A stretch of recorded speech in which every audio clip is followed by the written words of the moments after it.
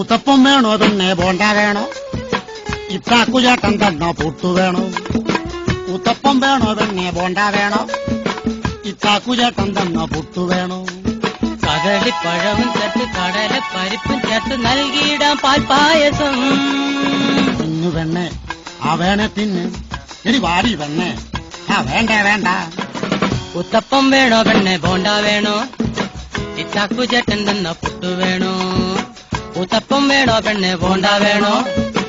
ഇത്താക്കുചേട്ടൻ തന്ന പുട്ടു വേണോ? കദളിപ്പഴവും ചേർത്ത് കടല പരിപ്പും ചേർത്ത് നൽകിയിടാം പാൽപ്പായസം.